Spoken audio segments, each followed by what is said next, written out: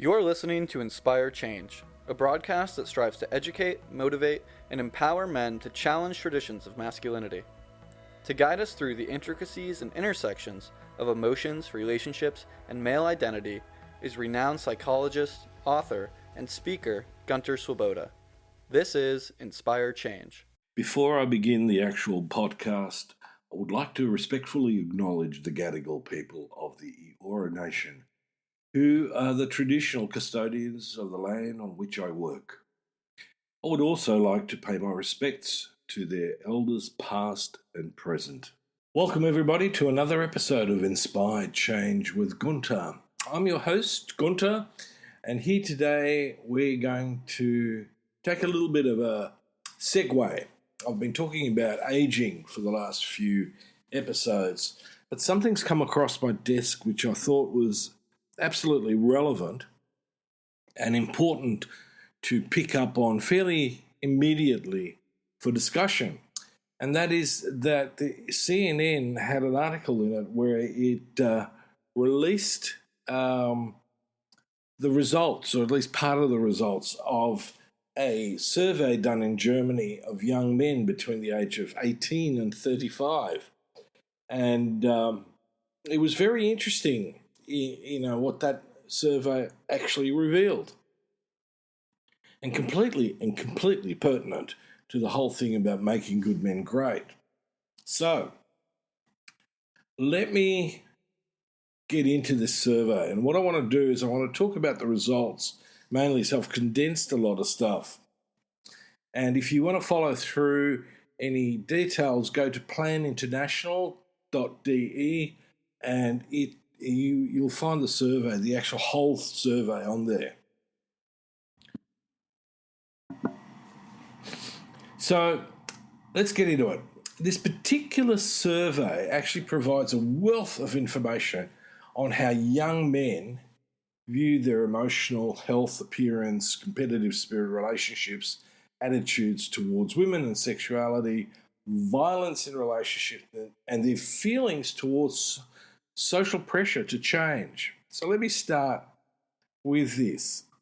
So, heads up regarding feelings and health, an alarming 71% of young men believe they must solve personal problems alone. And over half feel that showing emotion is a sign of weakness. Now, over 50% of these young men feel discomfort when discussing their feelings, and half tend to dismiss any sort of health problem, hoping that they can resolve them on their own. So internally, loneliness, sadness, and isolation plague 63% of those who responded to the survey. So you can see where I'm going with this. And these are German young men. And the reason why I picked up on this was that inherently we tend to see Germany as a very progressive country and part of the EU and NATO, wherein, serious questions about, who we are as people and so on have been asked. Now, if those of you who make an assumption that I'm German, I'm not. I'm Austrian, born in Vienna. But we're sort of kindred in a way. There's lots of differences too. It's a bit like saying, an American's English and English is Australian. We're culturally quite different. But there are overlaps. And so this is where I started thinking, surely in a place like Germany, we would have much less emphasis on the sort of traditional patriarchal attitudes to masculinity. But what's happened in this survey is it uncovered, in essence, the opposite. Okay? So let's talk about what they responded to with regard to appearance. Now, evidently, this was a particularly important area for those who responded to the survey. 59% strive for a sporty and muscular body, and 55% believe their appearance shows and, emphasizes masculinity. 48% feel uncomfortable with public displays of homosexuality, and 42% admit to joking about effeminate men. So one of the things that's coming out is that social norms and stereotypes significantly influence these guys, which is fascinating because in many respects we could argue that Europe's got quite a broad range, and certainly, if I look back on the Weimar Republic pre-World War II, there was a considerable shift in all of that. So what we've seen is that in recent times we've gone stereotypically patriarchal. Now, I'm not picking on Germany. I want to make that very clear because I reckon if we ran a survey like this in most countries, we'd possibly find similar results. And I'm up for a debate on this, and I'm up for taking a closer look at this as well because I'm absolutely keenly interested in what this picture might look like elsewhere. For example, Austria, Italy, France, so on. Now, when it comes to heterosexual relationships, traditional gender roles persist amongst these guys. 52% see their primary role as the breadwinner, while most of them view housework as their partner's responsibility. So we're talking about, remember, heterosexual relationship. Nearly half of them desire the final say in decisions, and 39% expect that their partner will put aside their needs first. So it's clear that progressive views on relationship equality is completely unnurtured. So let's take this further. So what about attitudes towards women and sexuality? Well, this is where these guys harbour some conflicting views. Half do not want a relationship with a woman with many sexual partners, yet 37% wish to have many sexual partners themselves. Now, here we go back to the I am Studley, women are sluts scenario. Provocative behaviour is often misinterpreted, and a troubling 41% of these guys believe that they have the right to objectify women. Again, I find this staggering in a culture that's supposed to be so progressive. So, where else?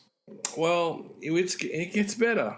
34% of these young men believe physical force is necessary to earn respect. And 33% find occasional physical aggression towards their partner is acceptable. Now, what this highlights is that there is an absolute stark need for the urgent need to teach respectful and non-violent communication. But also what we've got to look at is this whole scenario of non-patriarchal relationships. Now, it's interesting because if I look at this from the point of view of recent research done in Australia, where we, took a look at, and Dr. Michael Flood in particular with his team took a look at what happens within family dynamics, and that is that boys with very strongly traditional male fathers are even more stereotypically masculine in themselves. So there's this role modelling that seems to have an amplifying effect in the sons. And this is a particular concern. So if I go back to Germany, what is it that I'm seeing? Am I seeing men, young men, and men being brought up by dads who exhibit this sort of behaviour, this inequality, this gender problem? So this survey actually opens up so many areas, so many different avenues for further research. It's really staggering. I just thought a third of these guys think it's okay to be violent towards women, and that earns them respect. So again, what is that they're drawing from in our culture? Is it that people like Jordan Peterson, Andrew Tate, have, opened up a field where the seeds of inequity and aggression and violence can spring up. It is particularly perturbing, because if it's happening there, then it'll probably be happening elsewhere, and possibly to a greater degree. Now, one of the things that I thought was also interesting was that they also included the perspective of women. Okay, so one more thing. Most of these guys, 88% of these men, felt perfectly comfortable with their current image of masculinity. And on the other hand, 95% of them feel pressure to change. Over half are willing to develop because of this pressure, yet 38% prefer to be left alone. Okay, so are we talking social pressure here, from the overall society? Are we talking pressure from within, for example, a heterosexual relationship, where their partner basically gives them the message, look, you either treat me equally or you can ship out. Now, personally, if I was a woman, there would be potentially no way that I would stay in a relationship with a man who has those sorts of attitudes that we just discussed. It is just not acceptable. The question also arises in that context, do women actually really accept this and submit to it? Now, here we come to the next point. The survey, as I said, included women's perspectives on the expectations of men. 77% of the women surveyed believe men should understand expected behaviour regarding equality, and 1 in 4 encourages men to forego privileges. These women acknowledge the difficulty men face in defining their roles and see value in helping them navigate these changes. So far from it is the sort of idea that women are the enemy. No, contrary. Women want to help men begin to adapt better to the change in society, a change that's fundamentally necessary. Let's evolve, essentially, is the message. So, the thing with these results is that it highlights a multitude of complexities young German men face. And I suspect men in Western privileged society. So let me not, I'm using this because it came out of Germany, and I think it's a really important piece. And, Germany should in fact be proud. It's willing to take a really cold, hard look at itself with respect to masculinity in this context. Other places are doing the same, but we tend to be a little bit quieter about it, perhaps. Men in that culture obviously navigate various challenges, but we're all in the same boat, really, aren't we? I don't think men in other Western cultures, United States, the UK, France, Italy, wherever we are, Australia, we all face and have had to face a major cultural shift. And unfortunately, there's been a massive backlash to this, creating, dark souls like Andrew Tate and Jordan Peterson, who want us to go back to the dark ages, one wherein we're all sort of nicely conservative and adapting and adopting the right-wing religious political frame. Well, I'm not one of those people, and I will stand up to the last to challenge that. As I said, in some ways or another, I've been an activist since the age of 15, 16.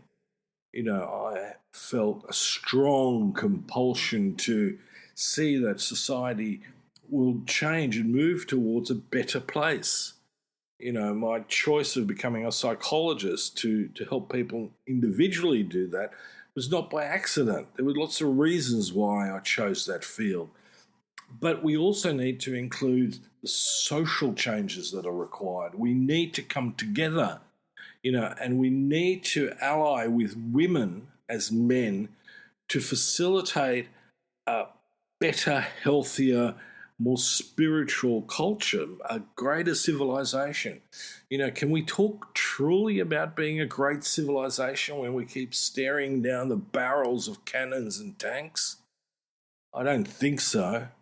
And so, one of the last, well, maybe it's not the last bastion for world patriarchy, appears to be Russia amongst China, North Korea, and a whole bunch of other places wherein inequality is enshrined within the fabric of the nationhood, in a sense. Not only do they do that, but they also want to rewrite history, as we've seen in recent terms from the Russian side, where for some reason or another, Ukraine never existed. Nonsense like that. And we see this in the United States when, the evangelical movement is trying to create the Handmaid's Tale in reality. This is seriously, seriously scary. Are we out of the woods when it comes to, equality and gender equality and racial equality just because we've legislated against discrimination? Absolutely not. Part of what this survey tells me is that we can legislate this stuff, but do we live by it is another story. And I believe that the change needs to come from within as much as it does from the outside. As a dad, I need to be able to display and model the right sort of behavior about what it is to be a non-patriarchal man. Someone who views his partner as a partner, not a vassal, not a object that I own, who serves me, who lives in servitude. This is just common sense. We know that in countries where there is a greater degree of equality, they do better overall, not just economically. That's a side aspect to it, but a greater sense of health and well-being, and if we want to use the word happiness, a heightened sense of happiness within the population. So, on that note, I'm going to wrap it for today. I certainly hope that this has sparked some thought-provoking insights. Again, if you're in Germany, I do know that I have listeners in Germany. Do not take offense to this. I chose this because it is a piece of research that's come out from within Germany. And I think it needs to be highlighted. We need to think about how we educate boys. I mean, we've spent a lot of energy and time working with girls and women to elevate them, to help them liberate. But we need to do the same with boys and young men and men in general. We need to rid ourselves of the shackles of patriarchy so we can live a much healthier and fulfilling life. And we need to be in partnership and work as a team with women to do that. They are not the enemy. We are not the enemy. But we can be our worst when it comes to taking care of ourselves. So I really, truly believe in our ability to inspire change and shape a society that values emotional health, embraces equality, and challenge those stereotypes. So until next time, thank you for joining me, Gunter, on Inspired Change. And as they say in German, bis bald. Thank you for listening to Inspire Change, a broadcast that strives to educate, motivate, and empower men to challenge traditions of masculinity. For more information on the Making Good Men Great movement, or for individual or group coaching sessions with Gunter, visit makinggoodmengreat.com. For inquiries regarding broadcast topics or appearing on the show, email Miranda at noirtainment.com. That's Miranda at noirtainment.com.